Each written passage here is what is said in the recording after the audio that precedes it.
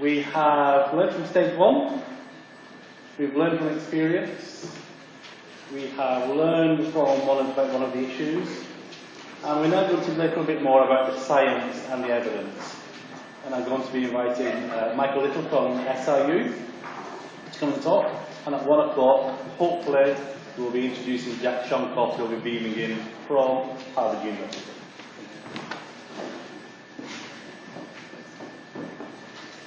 Thank you, Andrew. So this is going to be a double act, all being well, with me and Jack. If it's not, then it's going to be a double act. Me and Andrew, he's going to be on piano, I'm going to be on voice. Let's hope we don't get to that. My name's Michael Little. I'm co-director of the Social Research Unit at Dartington. Many of you must be sick and tired of seeing me, actually, but there are some people in the room that don't know much about our role, so I'm just going to spend a few minutes talking about what we do before we move on to the science. So the Social Research Unit is a charity. We are primarily researchers, scientists, but our job is to act as a sort of water carrier between science on the one hand and policy and practice on another, walking between the two groups, trying to improve communication. And the mission of the organisation is improved outcomes for children, demonstrably so. So we uphold ourselves to a high standard of science and have good evidence of where we've made some differences and where we've not. The principles of the work that we apply in this area are around the following things. Developmental outcomes. We're interested in trying to get you to think about changing developmental outcomes for children. These are outcomes at different stages in the child's life that if we don't make a difference, they're not going to be the end of the world for the child, but the child will feel that handicap throughout their life. And the things that you're trying to do from conception to 3 years of age can really do a lot to set up more kids to have a better chance through the rest of their lifetime. We're interested in system reform. We're interested in changing the way in which public sector systems work. And that means the major barometer of that is changing the way in which money is spent. Public sector services are spending about £5,000 per child per annum every year. And that money's not going to increase for the rest of this decade. So if we're going to make a difference to kids' lives, we have to change the way in which that money is spent. And a lot of the work that Big Lottery is interested in is leverage, trying to change the way in which existing funding streams are spent. Another principle is that we don't believe you can tell people what to do. You can tell people what to do, but it doesn't turn out to be a very practical, effective way of doing things. You have to engage with communities. You have to engage with communities of change. People living in your communities, mothers, children, young people, but also the actors that are going to make a difference, from systems leaders through to experts locally. You have to engage and bring them together and help them to develop a common voice. And if you're going to do that, we have majored in our work in trying to provide people with a common language, because all of us in this room, every single one of us in this room, believes in prevention. There's not anybody want to put their hand up and speak against prevention? I don't think that's going to happen. But if I put you all in a booth and say, tell me what prevention is, I don't know how many people are in the room, there are probably 80 or 100 people, I'm going to get 50 or 60 answers. And if we're going to make a difference with prevention, we need to have a common view on what prevention means. And part of our role in the sites will be helping you to develop that language. We are obsessional about trying to bring to bear on decisions the best science. Science in this area, as hopefully we're going to hear from Jack in a moment, has transformed. And if we're going to make a difference to kids' life, we've got to make use of that science. We're building a bridge, we use the best science. If we're trying to get an aeroplane in the sky, we use the best science. If we're going to try and bring up our children well, we should use the best science. And the Big Lottery have really taken a lead here in trying to bring it to bear on the A Better Start project. That means not only, as George stressed, using evidence-based programs. If there are programs out there that really make a difference, we should try and use them. But sometimes it means using the science to identify good areas for innovation, and then investing in that innovation and testing it to see if it really makes a difference. And one of the differences between us and the United States, as we'll hear from Jackshonkoff in a moment, the United States has all kinds of failings. but one of its successes is that it invests in science and it believes in science and it trusts scientists, and we need to make better use of that work here. Another principle of our work is that we are very focused on scale and quality of implementation. Why are we interested in scale? If we're going to make a difference to the well-being of children, we have to do it at a population level. We're not going to do it by taking small subgroups and making a difference to them. We have to try and take our work to all the eligible children. If it's a focused piece of work for children that are suffering extreme disadvantage, a particular type of needs, we have to get to all of those children in that category.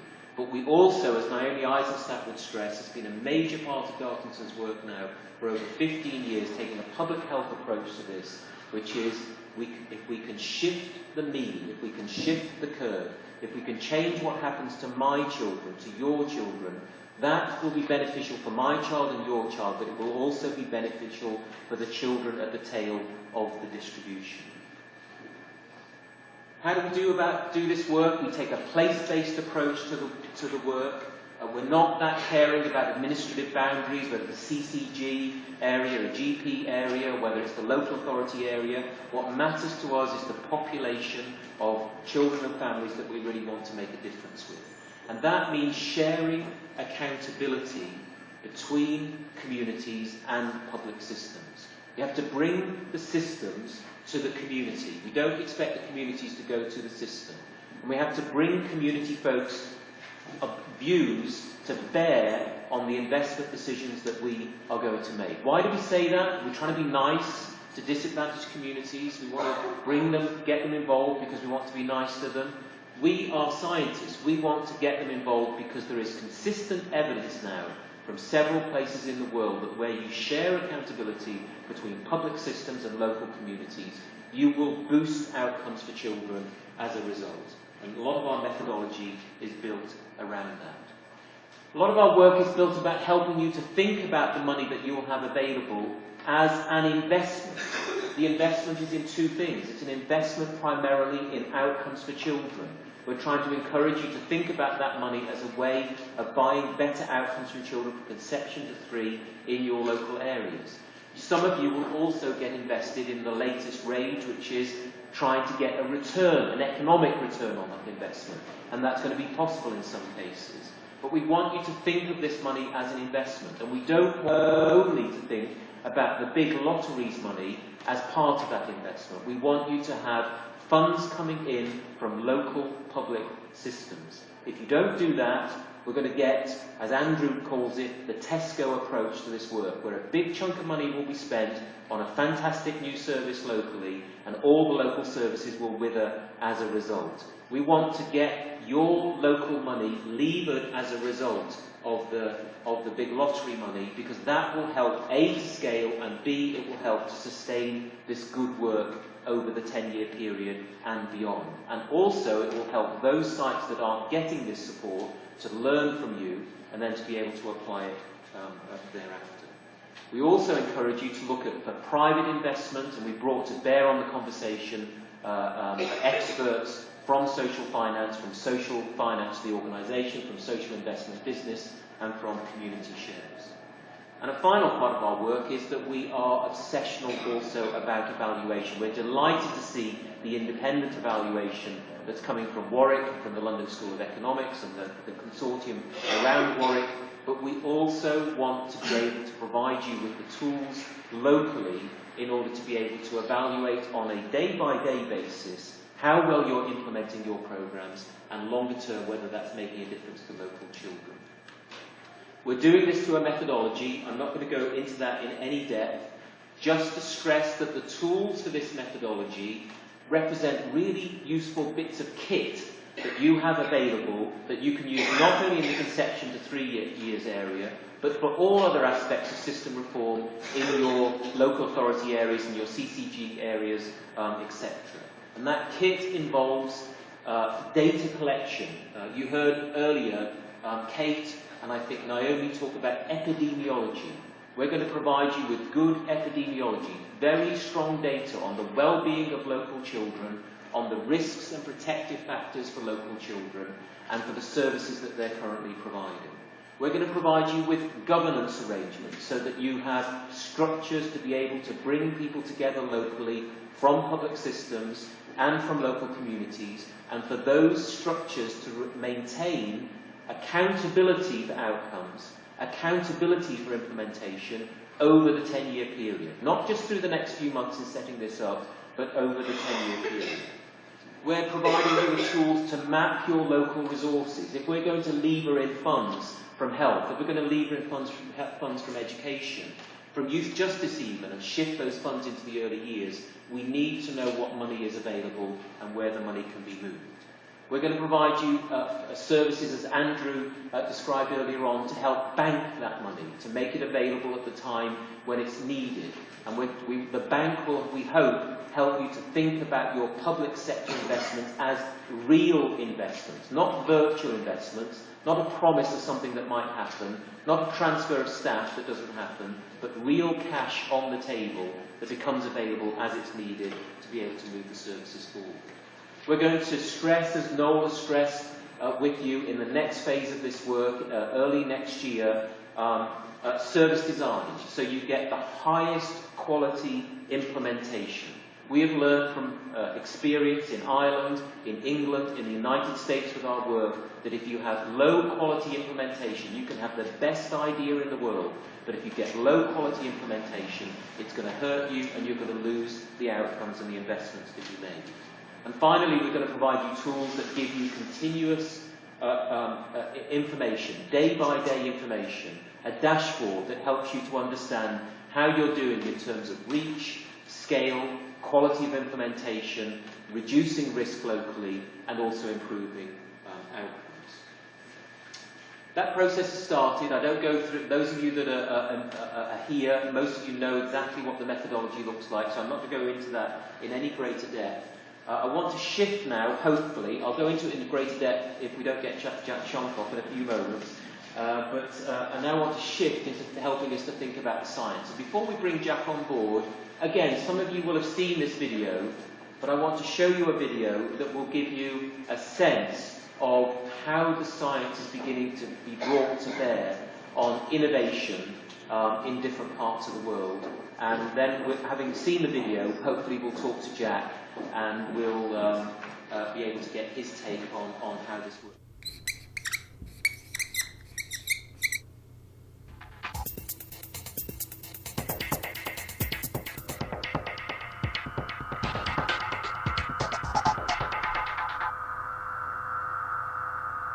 The social challenges that face modern societies, whether it's the ability to work productively, to be a good citizen, stay healthy, have their roots in early health and development. A strong foundation in early childhood results in much better and more effective development later.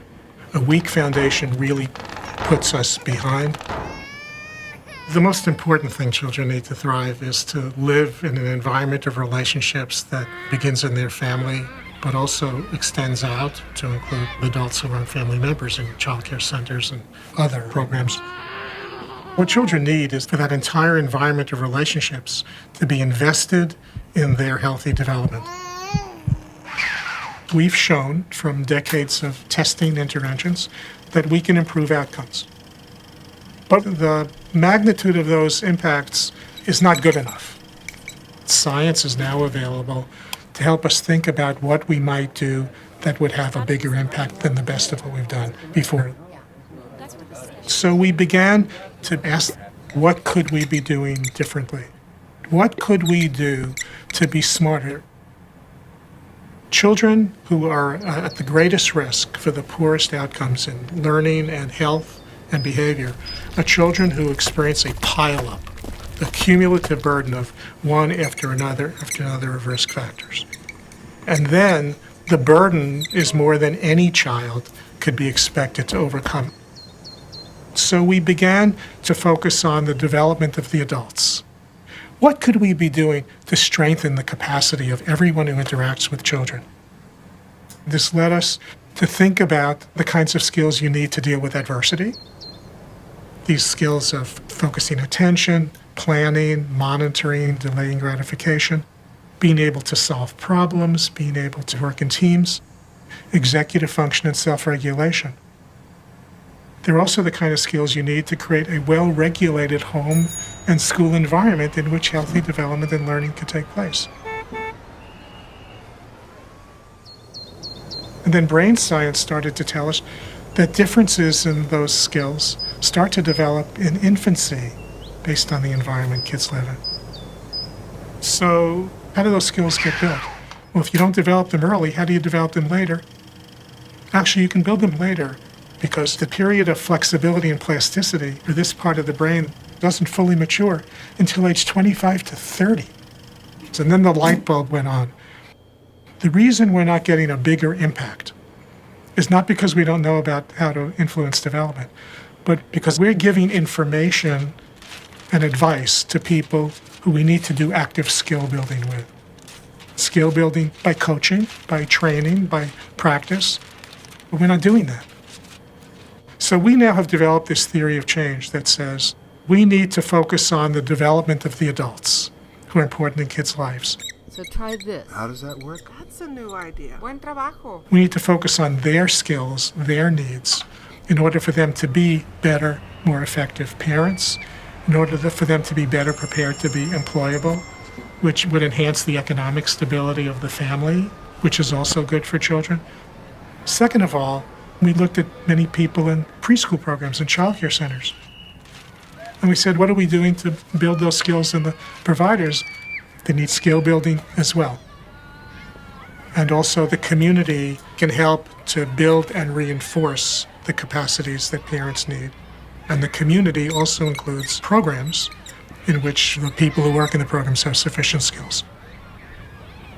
Third of all, what are the major sources of toxic stress in this community, and how can we reduce them? Moving it up to a policy level, how are our policies strengthening communities' abilities to reduce sources of toxic stress and caregivers' abilities to provide what kids need? The development of our human capital is our future. The development of a productive workforce is our future. The development of a healthy population is our future. This kind of future orientation is critical for healthy society. It's critical for a thriving business. It's critical for successful environmental relationships to raise children.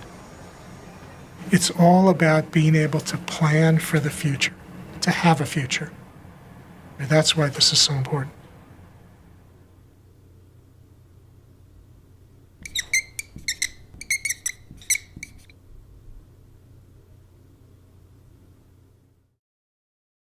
Having lunch, I was in a cupboard with Jackshonkoff, and hopefully this is. I told him, by the way, that we saw him pulling his socks up. He thought that was hilarious. So anyway, here's what he had to say. I hope this works because it was a really nice little interview. Here is what he said. Okay, let's take the top.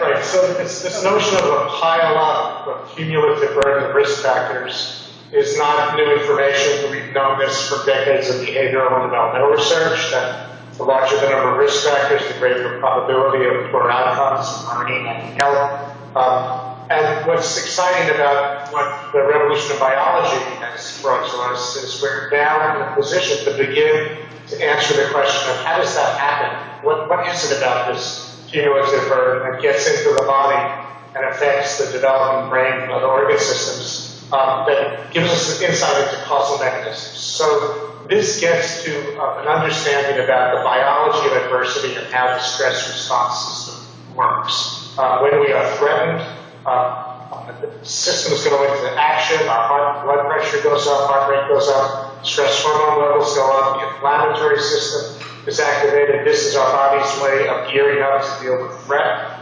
Wasn't meant to be chronically activated, and when it's activated a great deal of the time, which is what often happens with, for people who are under this massive burden of multiple risk factors that are beyond their capacity to cope. So if the child's stress system is activated a great deal, These, particularly the stress hormone elevations and the inflammatory chemicals, actually disrupt brain circuits, accelerate atherosclerosis, increase insulin resistance that make people vulnerable to get diabetes. So what we're looking at is opening up the black box of the developing brain and the body, understanding how this adversity gets into the body and creates physiological changes that affect learning, affect health. And so we use this as a model for thinking about what we might do differently in our interventions, and particularly on the prevention side, to be able to increase the likelihood of greater outcomes. It's bringing biology into a greater understanding of what we've known from developmental research for many, many years. So I think it's the questions that didn't get picked up. And the next question I asked Jack was about poverty. Well, we came up with this term about 8 years ago because it's actually quite descriptive. Because what is happening is literally physiological responses in the body that were not meant to remain activated change from being a positive force to be geared up to deal with threat to actually then moving toward having a wear and tear effect on the body, a weathering process, if you will, that, among other things, accelerates the aging process. So that as it disrupts circuits in the brain and affects atherosclerosis leading to heart disease, toxic stress is a fairly accurate, literal interpretation of what's happening. Not the acute stress and not the normal, everyday stresses that we all have, but this constant level of stress activation that has a physiological effect that is literally toxic to the body. So that was about toxic stress. And then I asked him about poverty, and I was saying, well, isn't it all about big public policy? What can we do at the next level down? Can we really make a difference? Don't we really need governments to do things, not people at our level to make a change? And this is how he responded. It was a good question.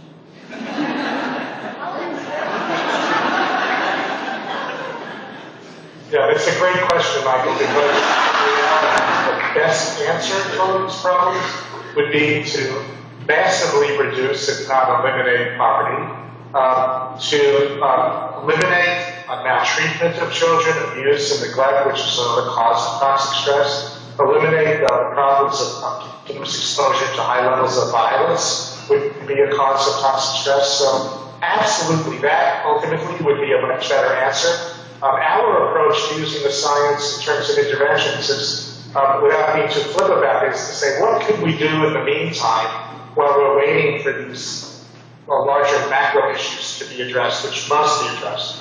In the meantime, how can we protect the developing brain and promote healthy development for children who are living under conditions of significant adversity? So it's, if you will, it's a kind of a stopgap measure while we're trying to deal with these larger structural problems, which must be addressed. You're absolutely. And then I asked him about Johnson's War on Poverty, which led to Head Start, and then eventually to Short Start here, and Nurse-Family Partnership, Family Nurse Partnership here, and saying, isn't it just the case that we need more of those things done better? Isn't that the science that we learned at that time, wouldn't more of that really wouldn't that be sufficient to make a difference?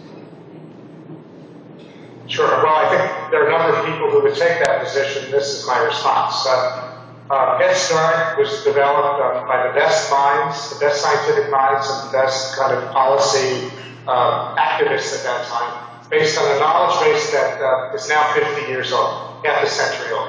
The Nurse Family Partnership has been developed over the last 25 to 30 years by a very competent and conscientious group that reflects a continuing refinement of a model. If either of those or other programs basically solve the problem, if either of them produce outcomes and impacts that close that gap, we wouldn't be trying to find new solutions. But like any healthy field, as knowledge improves and as we learn from what we're doing, we should be continuing to think about how to come up with the next generation of impacts, of interventions that have greater impacts. So my answer to that is these programs are a good baseline. When done well, they represent kind of best practices right now. For some people, that's the answer. Let's fully fund these programs, let's do them well. For us, since that doesn't get a big enough impact to solve the problem, we consider best practices to be a starting point. Not we value them, but we say what's next. How do we move from a 20th century science model of intervention to a 21st century model of intervention where we have this dramatic revolution in neuroscience and molecular biology and genomics and epigenetics? None of that is influencing our policies and practices. It's time to bring that to attention. So I went on to ask him about their theory of change, which focuses on adults in children's lives, families, practitioners, people in the community. And I talked to him about his work. They're working in Alberta, in Washington, in Georgia, doing very similar things to yourself. And I was asking what he thought about innovation. If it's not just the things that we've got that we know that work, what kind of innovation do we need, and how does he think about innovation? Right. So there are two parts to the answer. The first is how we think about innovation, and then I'll speak to the focus on adult capabilities. So, as a person who's grown up in the academic world, in the service delivery world, I realize that neither of those are environments that understand what innovation means in the same way that the true innovators who are pushing the envelope and transforming the way we think and do things. And it's a huge culture shift. In the innovation world, the name of the game is about taking risks, trying things, accepting failure as part of the price of progress, failing fast, learning from failure, continuing to refine your thinking, and expect that breakthrough outcomes will always come after a long list of failed attempts to kind of figure out what to do.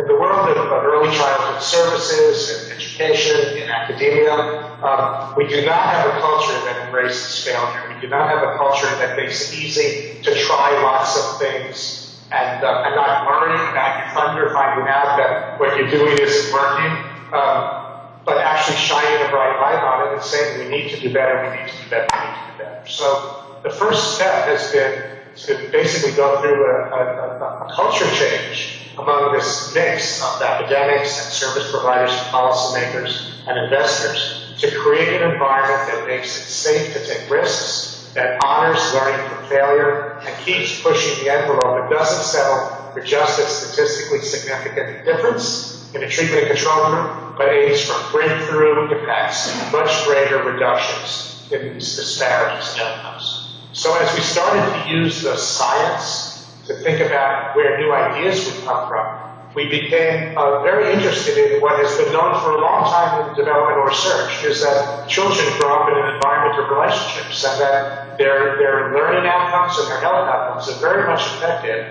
by the quality of the interactions and the nurturing and protection that's provided by the important adults in their homes. So in the traditional programs, we call this parenting education, parent training, parent engagement, which has basically been mostly a model of giving parents information, of giving them advice, providing support, and hoping for the best. And we realized a lot of this came from our looking closely at what we're learning about the development of the brain, particularly the prefrontal cortex. These higher level skills of problem solving, planning, and being able to follow complex directions and focusing attention.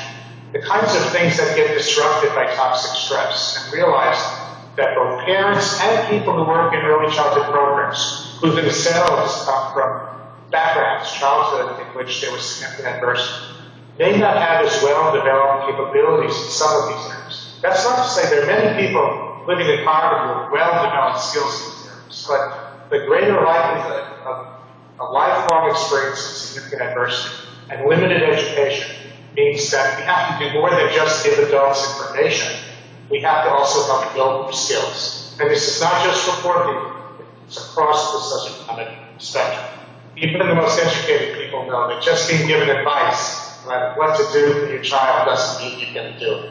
So we started to pay more and more attention to this focus on adult capabilities and realized it was not just about parenting, it's also about the capabilities you need to be economically self-sufficient, to get out of poverty. It's not just a matter of applying for a low-wage job. It's being able to build the skills that move you toward a more sustainable wage. So our interest right now, and we're just at the beginning of this cycle, is trying to identify these core adult capacities that are foundational for effective parenting, for employability, to be more economically secure, and to the foundations of good citizenship.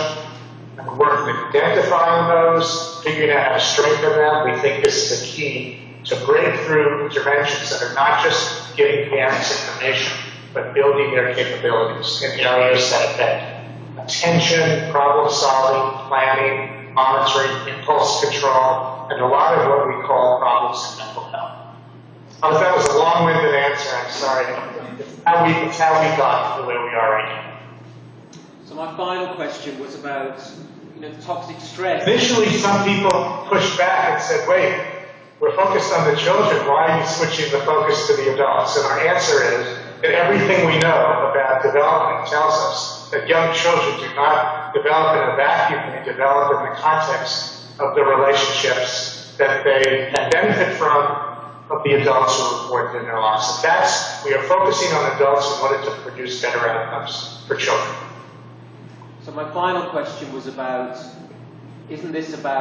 toxic stress is about a small group of children that really have everything going against them.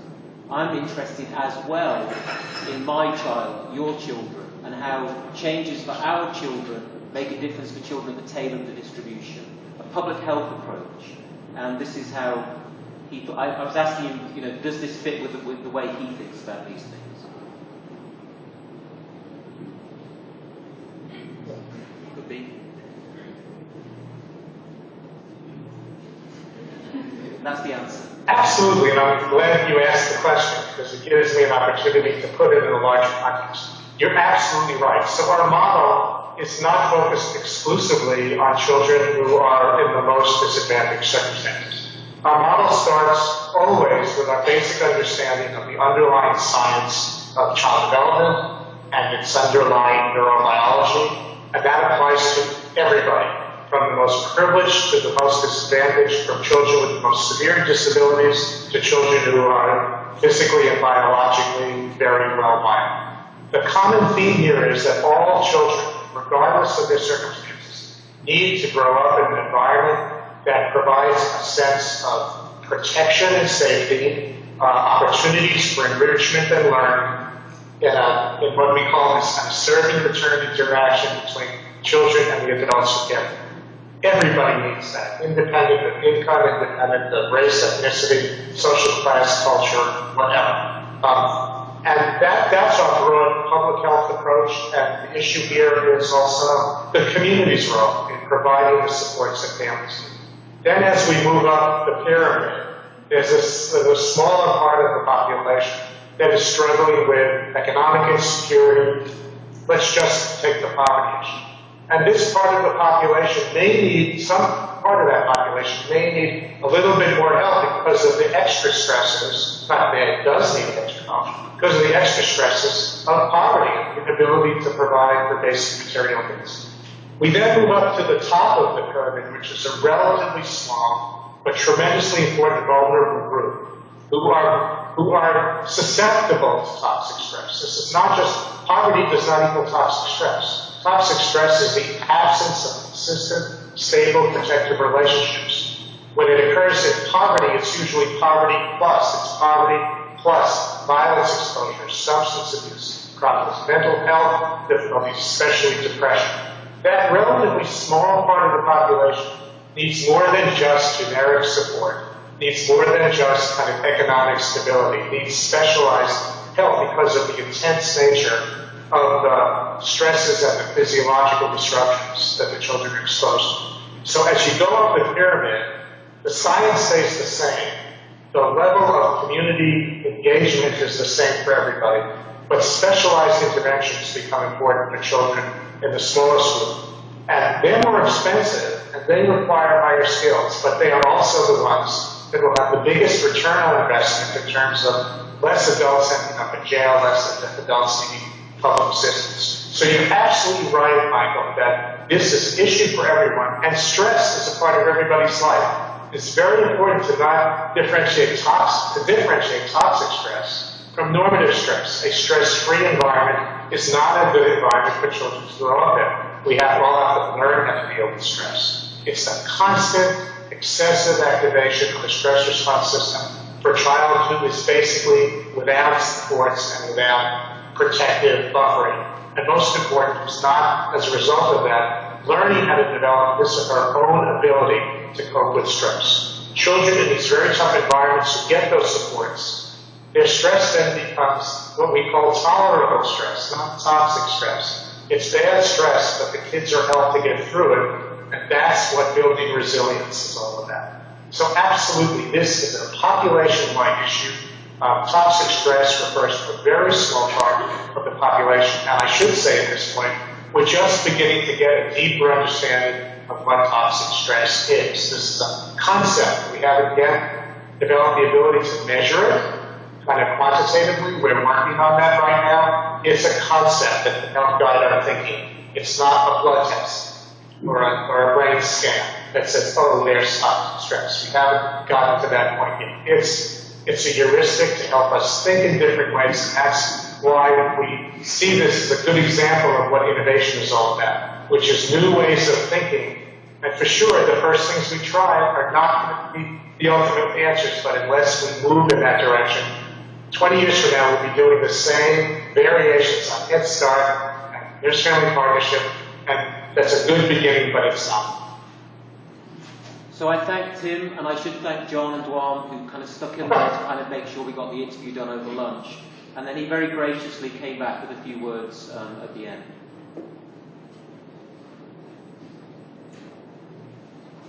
He really did. I did a lot of thank you. Let me return to thanks, Michael, because we are deeply invested in working with you and collaborating and sharing what we're learning across that big pond that separates us. This is creating the future of early childhood policy and practice, and we are not there yet, and we won't get there unless we start trying different things in different places and sharing with each other what we learn. So I expect we're going to learn at least as much from you as you will from us, and that's the opportunity to be part of this. Good. We got there in the end.